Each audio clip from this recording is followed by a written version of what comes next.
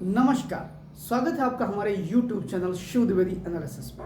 आज हम चर्चा करने जा रहे हैं कि क्या भारत में लोकतंत्र मर गया है, और भी ऐसी कई बातें हैं जिस पे हम ये बात इसलिए कह रहे हैं कि आप देखते होंगे कि जब से नरेंद्र मोदी सत्ता में आए हैं तब से पक्ष और विपक्ष इस तरह की बातें लगभग सुनने को मिलती रही हैं। नरेंद्र मोदी के सत्ता में आने के महज 4 महीने बाद ही भारत में एक विषय प्रारंभ हुआ जिसका नाम था सहिष्णुता और असहिष्णुता, और इसको लेकर के अशोक वाजपेयी ने जो मुहिम जारी की, इसके बाद तो कई ऐसे कलाकार पद्मश्री से लेकर के पद्म विभूषण तक वापस करने लगे, और वो नरेंद्र मोदी जो कि जनता के द्वारा चुने गए थे, उस लोकतांत्रिक तरीके से चुने गए प्रधानमंत्री का व्यापक पैमाने पर विरोध करने लगे और कहने लगे कि देश में लोकतंत्र खत्म हो गया। सबसे बड़ी बात यह है कि अगर कोई विपक्ष नहीं जीत करके आती है या कोई दल नहीं जीत करके आता है तो क्या इस देश में लोकतंत्र खत्म हो जाता है? फिलहाल लोकतंत्र भारत में मर गया, इस प्रकार का शीर्षक निकालने वाला अल जजीरा समाचार पत्र है। अल जजीरा जो कि सऊदी अरेबिया से गवर्न होता है और हमास और कई आतंकी संगठनों के वीडियोस भी अल जजीरा आए दिन जारी करता रहता है। ये कट्टरपंथी इस्लामिक चैनल, न्यूज़ चैनल है जो कि समय समय पर इस्लामिक कट्टरपंथियों की बातें आप तक पहुंचाने का काम करता है। आपको यह भी जानना जरूरी होगा कि आखिर अल जजीरा ने यह बात क्यों कही कि भारत में लोकतंत्र मर गया है, और ये बात कब कही। आपको बताएं कि होली से पहले जब देश के अंदर एक मुख्यमंत्री गिरफ्तार होता है जिसका नाम है अरविंद केजरीवाल, जब दिल्ली के मुख्यमंत्री गिरफ्तार होते हैं तो उसके ठीक बाद पूरे दुनिया भर में वॉशिंगटन पोस्ट से लेकर के ब्रिटेन में द ट्रिब्यूनल और ऐसे बहुत से विदेशी समाचार पत्र जो कि मुख्य समाचार पत्र हैं, वो अपने अपने मुख्य पृष्ठ पर भारत में केजरीवाल की गिरफ्तारी को लेकर के अलग अलग तरह के बातें लिखते हैं। खास तौर पर भारत की सरकार पर प्रश्न चिन्ह उठाते हैं, और एक तरह से देखा जाए तो भारत की संप्रभुता पर वो आप उंगली उठाते हैं, क्योंकि भारत की संप्रभुता यानी कि भारत के अंदर जो भी घटनाएं होती है उसके कोई दूसरा व्यक्ति अगर उसमें किसी भी प्रकार का हस्तक्षेप करता है तो किसी भी राष्ट्र की संप्रभुता के लिए अच्छा नहीं होता है। फिलहाल जब हम बात करते हैं कि भारत के अंदर क्या पहली बार कोई मुख्यमंत्री जेल गया है, जी नहीं, इससे पहले कई मुख्यमंत्री जेल जा चुके हैं। सबसे बड़ी बात यह है कि जब लालू प्रसाद यादव जेल गए तो कोई हो हल्ला नहीं हुआ। वहीं पर हेमंत सोरेन भी जेल गए, तब भी कनाडा, फ्रांस, जापान और यहां तक कि अल जजीरा ने किसी प्रकार की कोई प्रतिक्रिया व्यक्त नहीं की। आप सोच सकते हैं कि केजरीवाल के जेल में जाते ही ऐसा क्या हुआ कि पूरे दुनिया में उसका नेक्सस दिखाई पड़ रहा था, और ये नेक्सस इतना तगड़ा था कि वो भारत के लोकतंत्र पर प्रहार करने से भी नहीं चूक रहे थे। चाहे द ट्रिब्यूनल की बात करते हैं, चाहे वॉशिंगटन पोस्ट की बात करते हैं, चाहे BBC लंदन की बात करते हैं, ये सारे के सारे भारत विरोधी अभियान को ऑलरेडी चलाते रहते हैं। न्यूयॉर्क टाइम्स जिसकी बड़ी प्रशंसा अक्सर केजरीवाल करते हैं, उसने भी केजरीवाल को कवर अप देने का काम किया। वहीं पर अगर हम देखें तो जब ये घटना घटती है तो उस समय मुझे बहुत दुख होता है जब अल जजीरा कहता है कि भारत के अंदर लोकतंत्र मर गया है। क्या केजरीवाल जैसे भ्रष्टाचारी अगर जेल के अंदर जाते हैं तो भारत का लोकतंत्र समाप्त हो जाता है, भारत में लोकतंत्र मर जाता है? लालू प्रसाद यादव भी जेल गए थे, लेकिन इस प्रकार की बातें किसी समाचार पत्र ने नहीं लिखी थी कि भारत का लोकतंत्र मर गया, बल्कि वो 2.5 से 3 साल तक जेल काट करके आए। हेमंत सोरेन भी जब जेल गए तो इस प्रकार की बातें नहीं हुई। इस देश के अंदर कई ऐसे नेता और मंत्री, मुख्यमंत्री रहते हुए गए थे। ये भारत की विडंबना है कि जो व्यक्ति भारत के संविधान को, बाबा साहब भीमराव अंबेडकर के संविधान को कुचल रहा है, बार बार तार तार कर रहा है, उस व्यक्ति के समर्थन में वो वामपंथी विचारधारा के समाचार पत्र और विदेशी समाचार पत्र अपने आप को इनिशिएटिव कर देते हैं, और अल जजीरा कहता है कि भारत में लोकतंत्र मर गया है।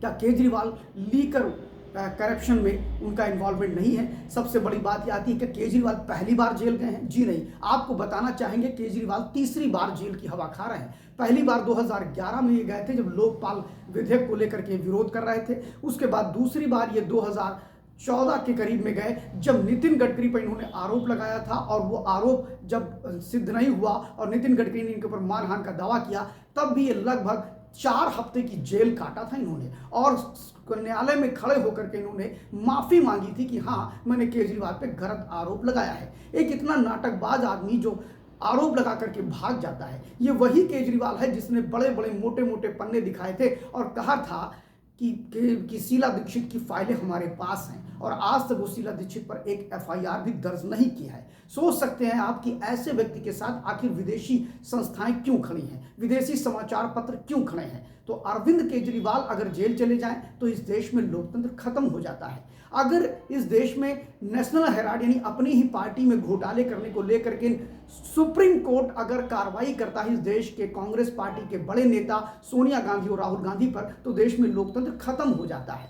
अगर कोयला घोटाले से लेकर के माइनिंग घोटाले और जमीन घोटाले को लेकर के लालू प्रसाद यादव और हेमंत सोरेन को अगर इंट्रोगेट किया जाता है, वो जेल जाते हैं, तो देश में लोकतंत्र खत्म हो जाता है। टीएमसी को लेकर के अगर बात करें तो महुआ मित्रा जो देश के लोकतंत्र को भंग करती हैं, अगर ईडी उन पर कार्रवाई करे और कल वह भी जेल चली जाती है मनी लॉन्ड्रिंग के मामले में, यानी कि पैसे की हेराफेरी के मामले में, दलाली के मामले में, तो वहां भी लोकतंत्र खत्म हो जाता है। सबसे बड़ी बात यह है कि ममता बनर्जी के जो मिनिस्टर रहे, खासतौर पर पार्थ चटर्जी, उनके घर में करोड़ों रुपए मिलते हैं और उसके बाद अगर वो जेल जाते हैं तो देश में लोकतंत्र खत्म हो जाता है।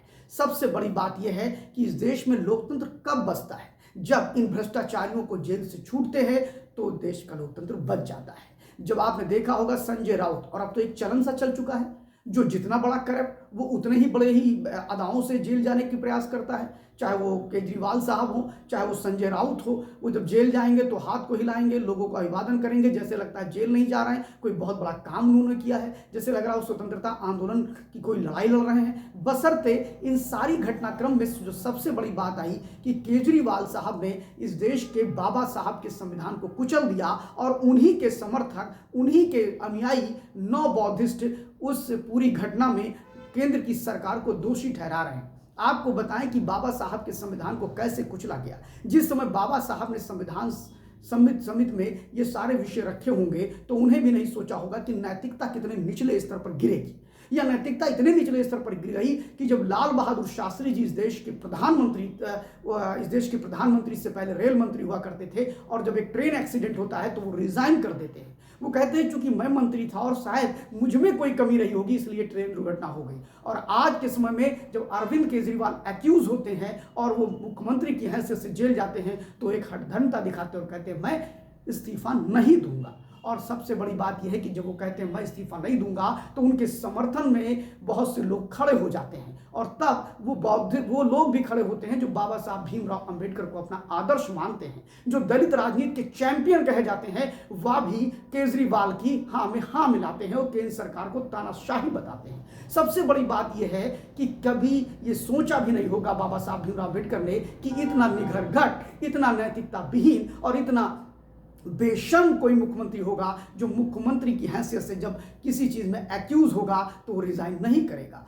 हम ऐसे अनेक उदाहरण दे सकते हैं, चाहे वो लालू प्रसाद यादव का लीजिए, हेमंत सोरेन का लीजिए। सभी लोग जब जब एक्यूज हुए, उनको जेल जाना पड़ा तो उन्होंने रिजाइन किया। इस देश में नैतिकता की पराकाष्ठा किसी एक दल या एक नेता ने नहीं किया। सभी दलों के नेताओं में ऐसे नैतिकतावादी लोग रहे हैं जिन्होंने नैतिकता के आधार पर अगर उन पर छोटा भी आरोप लगा तो उन्होंने रिजाइन किया है। इस कड़ी में अगर हम बात करें तो लाल कृष्ण आडवाणी जो जैन हवाला कांड में आए थे तो उन्होंने रिजाइन कर दिया था। ऐसे कांग्रेस के बहुत से नेता थे जिन्होंने नैतिकता के आधार पर अक्सर वो रिजाइन करते रहे हैं। टीटी कृष्णाचार्य जैसे वित्त पॉलिसी डिस्टर्ब हुई, उन्होंने नैतिकता के आधार पर अपना रिजाइन किया था, जो कि नेहरू जी के समय में वित्त मंत्री हुआ करते थे। कहने का मतलब यह है कि जहां देश में उच्च नैतिकता की बात होती थी, इसीलिए शायद मुख्यमंत्री जेल से सरकार चला सकता है, नहीं चला सकता, ऐसे प्रावधान नहीं किए गए संविधान में, और आज एक बड़ा ही संवैधानिक संकट खड़ा हो गया। ये वही केजरीवाल साहब हैं कि जब से ये इस देश में दिल्ली की सत्ता में आए हैं तब से आए दिन कोई ना कोई संवैधानिक संकट ये खड़े करते रहते हैं। लगभग 15 साल तक शीला दीक्षित रही और उस समय भाजपा की भी सरकार रही, लेकिन कभी भी संवैधानिक संकट खड़ा नहीं हुआ। सबसे बड़ी बात यह है कि ये वही लोग हैं और विपक्ष के वो लोग जो अल जजीरा को उन्होंने एक बार भी कंडम नहीं किया, जिसने कहा भारत में लोकतंत्र खत्म हो गया। सबसे बड़ी बात यह है कि आज ऊपर से नीचे तक आप करप्शन में डूबे हुए हैं। अगर इस देश में भ्रष्टाचारियों पर अगर आरोपित होने के बाद जेल भेजा जाता है तो क्या इस देश में लोकतंत्र खत्म हो जाता है? और ये बातें सिर्फ बड़े नेताओं के लिए ही क्यों होती है? सिर्फ केजरीवाल के जाने पर ही लोकतंत्र क्यों खत्म होता है? ईडी ने तो बहुतों को गिरफ्तार किया है जी। ये सिर्फ सोनिया गांधी, राहुल गांधी को जब इंट्रोगेट के लिए बुलाया जाता है तभी लोकतंत्र क्यों क्यों खत्म होता है? क्योंकि उससे पहले DK शिव कुमार और कांग्रेस पार्टी के कई नेताओं को ईडी ने बुलाया और उनकी जांच की, तब लोकतंत्र खत्म नहीं हुआ, तब कोई बड़ा आंदोलन नहीं हुआ, तब देश के अंदर कोई दिक्कत नहीं आई, तब अल जजीरा ने नहीं लिखा। मुझे इस बात का दुख है कि अल जजीरा ने जिस शब्दों का प्रयोग किया उस पर किसी भी राजनीतिक दल ने अब तक अपना विरोध नहीं जताया। और खास तौर पर देखा जाए तो जिस प्रकार जर्मनी, US एंड ब्रिटेन के लोगों ने जिस प्रकार हमला करना शुरू किया भारत के लोकतंत्र पर, सिर्फ इसलिए कि केजरीवाल जेल चला गया इसलिए भारत में लोकतंत्र खत्म हो गया, बल्कि भारत दुनिया का इतना बहुमूल्य और इतना बड़ा लोकतंत्र है जिसकी लोग प्रशंसा करते थकते नहीं है। सच्ची बात यह है कि जिस ब्रिटेन ने कहा था कि बहुत दिन तक भारत नहीं चल पाएगा, आज वो भारत दुनिया की 5वीं अर्थव्यवस्था के रूप में खड़ा है। दुनिया में दवाओं को बेचने के मामले में जेनेरिक दवा में नंबर 1, पूरे वर्ल्ड में नंबर 1 सप्लायर भारत है। अगर वैल्यू वाइज देखा जाए तो हम नंबर 1 पर हैं, और अगर उसकी आर्थिक से देखी जाए तो तीसरे नंबर पर हम बेचते हैं। आज हम डिफेंस के सेक्टर में भी 21,000 करोड़ रुपए का निर्यात कर रहे हैं। हम वो लोकतंत्र हैं, हम वो लोकतंत्र हैं जहां पर सबको मताधिकार देने का हमने अधिकार 1949 यानी 52 के पहले चुनाव में ही दे दिया था। जहां पर जो बड़े देश हैं अमेरिका और ब्रिटेन, वहां पर महिलाओं को अधिकार लेने में पसीने छूट गए थे, और 200 साल के कड़े संघर्ष के बाद अमेरिका में महिलाओं को भी वोटिंग पावर मिली थी। ये वो देश हैं जो हमें आईना दिखाने की बात करते हैं। खासतौर पर अमेरिका जो गुरपंत सिंह पन्नू को अपने यहाँ जो आतंकी है उसको रखने का काम करते हैं, वो भारत के लोकतंत्र की बात करते हैं। दूसरे देश के मोस्ट वांटेड को अपने यहाँ सुरक्षा देते हैं और भारत के लोकतंत्र की बात करते हैं। हम इस पूरे वीडियो में मेरा सिर्फ इतना ही कहना था कि क्या भारत का लोकतंत्र मर जाता है अगर इस देश के भ्रष्ट अधिकारियों को, भ्रष्ट नेताओं को, भ्रष्ट लोगों को अगर जेल भेजा जाए? फिलहाल मेरा ये वीडियो अगर पसंद आया हो तो आप लाइक करिए, सब्सक्राइब करिए और शेयर करना मत भूलिए। Thank you very much.